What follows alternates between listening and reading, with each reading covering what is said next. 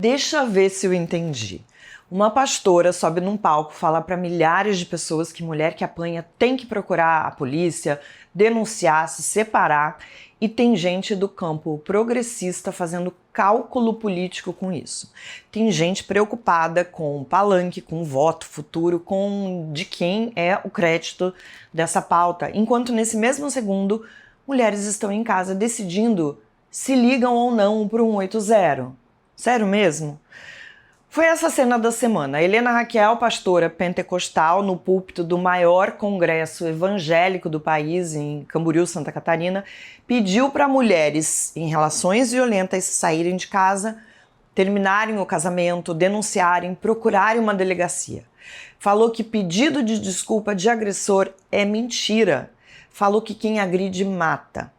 18 milhões de visualizações em 3 dias. A primeira-dama Janja compartilhou. Era para ser uma festa e, em parte, foi. Uma parte do campo progressista fez o que se esperava numa situação dessa. Aplaudiu, festejou, vê uma mulher conservadora com todos os seus dogmas se colocando como aliada na luta contra a violência doméstica. Mas em outra parte, uma parte que também é barulhenta, articulada, teoricamente intelectualizada, né, perfil verificado, muitos seguidores, foi uma crise de identidade. É só olhar os comentários para entender. O problema para essa fração específica do campo progressista não é o que a pastora disse, foi quem disse, de onde disse, para quem disse. E, sobretudo, é o medo do que ela pode pedir em troca lá na frente. Coisas que eu li, ela foi chamada de cavalo de Troia. Disseram que ela vai pedir voto para o Flávio Bolsonaro, que está montando palanque, que é marketing eleitoral travestido de pregação. Houve quem teorizasse que é uma operação coordenada da extrema-direita para roubar essa pauta das feministas. Pode ser. Pode ser também que ela peça voto. Pode ser que o Flávio Bolsonaro leia isso como uma oportunidade e tente capitalizar. Pode ser tudo isso. E daí, gente? Eu sou mulher progressista, divirjo da Helena Raquel em quase tudo o que organiza a vida pública brasileira. Eu defendo o casamento igualitário, defendo o aborto legal e seguro, defendo o Estado laico, defendo a ciência contra a crendice. Eu acho um absurdo o que essas igrejas pregam sobre submissão feminina, certo? Essas divergências são reais e serão combatidas no terreno onde se combatem ideias, no voto, no debate, no mundo acadêmico, na defesa das leis. E olha, ninguém pode ignorar que a defesa dos direitos das mulheres nasceu no campo da esquerda. Sufragismo, Maria da Penha, lei do feminicídio, da importunação sexual, Ministério das Mulheres, estou falando de coisas recentes. Mais espaço no mercado de trabalho, tudo conquistado a fórceps pela militância feminista contra a resistência ferrenha da direita conservadora. É dever reconhecer essas conquistas históricas. Agora, confundir essa origem com propriedade vitalícia é outra coisa completamente diferente. E é aí que eu vou problematizar. O discurso da Helena Raquel é prova de que a pauta da defesa da mulher teve uma vitória importantíssima, mais uma. Na semana passada, o deputado Ottoni de Paula, que é da bancada evangélica na Câmara, disse que a igreja erra ao ignorar o feminicídio e defendeu ações da igreja no enfrentamento da violência contra a mulher. É uma vitória, gente. O Flávio Bolsonaro, senador da família, votou a favor do PL contra a misoginia, contra parte da própria base que o elegeu. Isso não é cooptação, ou pelo menos não é só isso. Eu prefiro pensar que seja capitulação. São personagens da direita reconhecendo aos poucos que a sociedade brasileira já não tolera o silêncio diante da violência doméstica. Mas vamos lá, quando um adversário político, e eu tô falando adversário, não inimigo, começa a defender a sua pauta, o normal deveria ser comemorar. Você ganhou, a causa avançou, mais mulheres serão protegidas. Em vez disso, parte da esquerda olhou esse cenário e entrou em pânico, porque entendeu que pode perder o monopólio simbólico da pauta. E aí preferiu desconfiar dessa vitória a celebrar que mais gente pode se engajar nessa conversa e que mais mulheres serão salvas. A Helena Raquel já é um símbolo dessa mudança, uma pastora pentecostal dizendo do púlpito exatamente o que feministas vêm dizendo há décadas. A diferença, e essa é grande, é que ela está sendo ouvida por quem mais precisa ouvir. Os números explicam por que isso importa tanto. Segundo o Fórum Brasileiro de Segurança Pública, 43% das mulheres evangélicas brasileiras já sofreram violência de parceiro ou ex-parceiro ao longo da vida, contra 35% das católicas. Vocês viram o vídeo do pastor que diz que a esposa tem que rastejar perante o marido? É isso que o discurso da Helena Raquel pode combater. Esses absurdos que são o ponto de partida da violência doméstica. Nós, progressistas, já reconhecemos, ou pelo menos já temos ferramentas para reconhecer esse roteiro. Começa com isolamento da família, dos amigos, vigilância constante, controle do dinheiro, humilhação sistemática.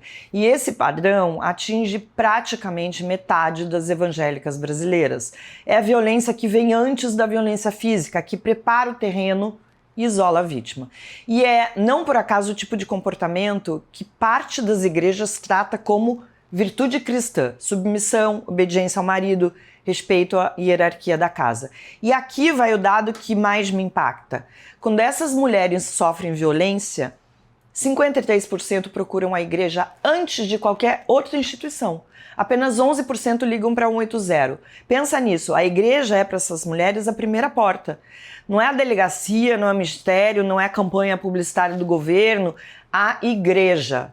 Ou seja, a Helena Raquel atingiu, na linguagem que esse público escuta, exatamente o segmento mais agredido do país dentro da instituição que essas mulheres já procuram quando estão desesperadas. É a intervenção mais bem mirada possível.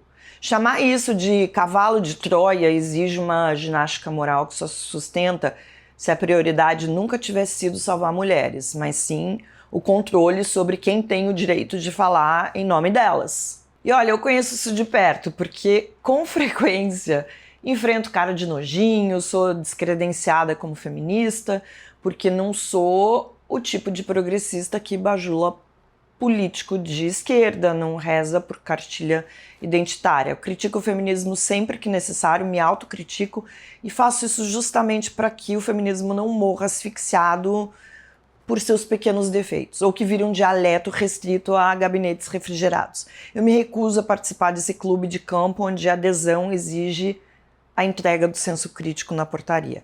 Se a pastora consegue interromper o ciclo de violência usando o vocabulário do altar, enquanto o manifesto acadêmico das minhas coleguinhas não passa nem perto do ponto do ônibus, o problema não é da pastora. O problema é de quem ignora a urgência de salvar vidas. E entre a pureza ideológica e a sobrevivência concreta, a escolha deveria ser óbvia, mas para os fiscais da cartilha a realidade costuma ser inconveniente. E aí entra a parte que essa fração da esquerda finge não ver. O presidente Lula sabe há muito tempo que precisa do voto evangélico, porque o voto evangélico vai majoritariamente para o Bolsonaro. E isso complicou a vida do Lula em 2022. O presidente vem cortejando esse eleitorado faz anos, agendas com lideranças, jantares, acenos. Na semana passada mesmo, indicou o Jorge Messias, evangélico batista, para uma vaga no STF. O Senado foi lá, rejeitou, mas a tentativa estava lá. Ter um evangélico no Supremo, falar a língua desse eleitorado, ocupar esse espaço simbólico. E a Janja não é ingênua, como alguém chegou a sugerir nos comentários. Ela compartilhou o vídeo da pastora porque claro que ela entende exatamente o que está em jogo. Na pesquisa Real Time Big Data dessa semana, o Flávio aparece numericamente à frente do Lula num cenário de segundo turno. Lula vai melhor entre as mulheres, o Flávio vai melhor entre os evangélicos. Faz a conta. Mulher evangélica pode ser o eleitorado pivô de 2026. A Janja fez o que toda jogada política séria de gente adulta faz. Leu a oportunidade e colocou lá mais um tijolinho nessa ponte. E agora, antes que alguém venha me dizer que eu tô vendendo otimismo barato sobre a direita, eu não tô. Não há hoje nada que indique que a direita brasileira vai disputar a sério a pauta de combate à violência contra a mulher.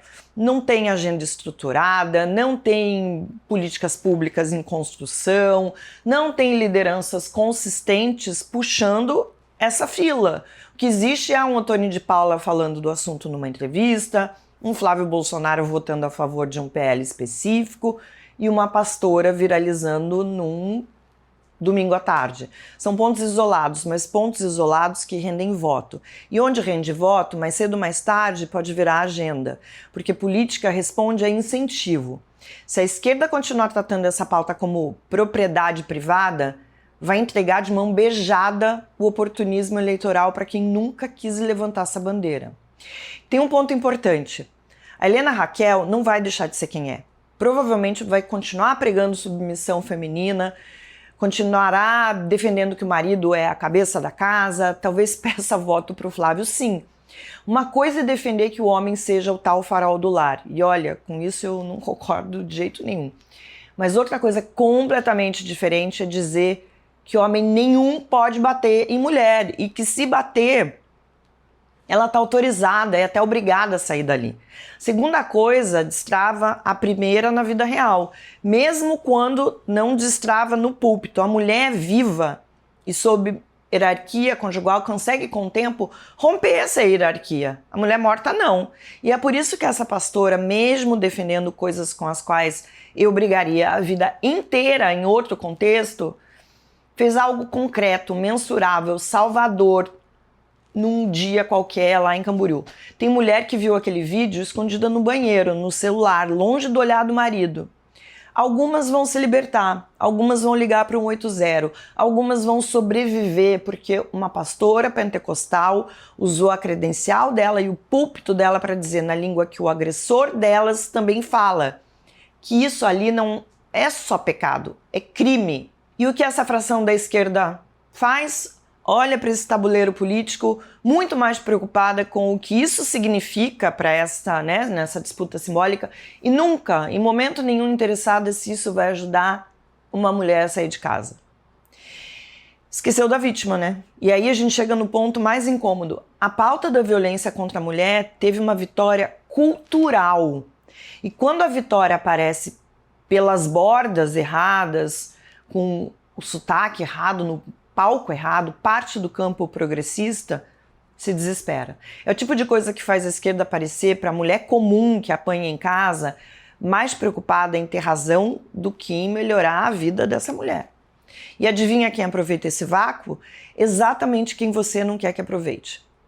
A esquerda já devia ter perdido o monopólio dessa pauta, devia ter perdido faz tempo e devia ter perdido com alegria. Pauta de salvar vida não é patrimônio de campo político, é ou deveria ser coalizão. E coalizão exige aceitar que a sua aliada de hoje naquela trincheira vai ser sua adversária amanhã em outras 10.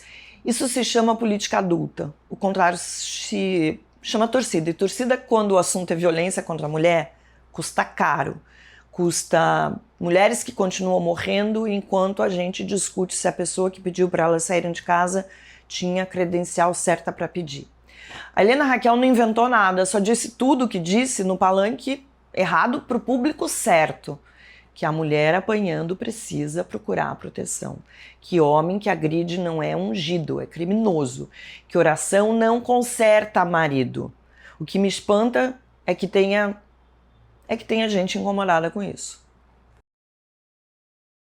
A gente passa a semana aqui analisando política, mas olha, tudo isso parte de algum lugar, os dados. E nós acabamos de publicar a nova rodada da pesquisa Meio Ideia 2026 para você entender as intenções de votos para presidente. É ela que mostra como que o governo Lula está sendo avaliado agora e a opinião dos eleitores sobre os fatos da atualidade. Essa pesquisa, ela é sua, para você entender, debater e compartilhar com base em fatos e números, não suposições e narrativas. Os assinantes premium recebem em primeira mão antes de todo mundo. Quer sair na frente? Assina agora.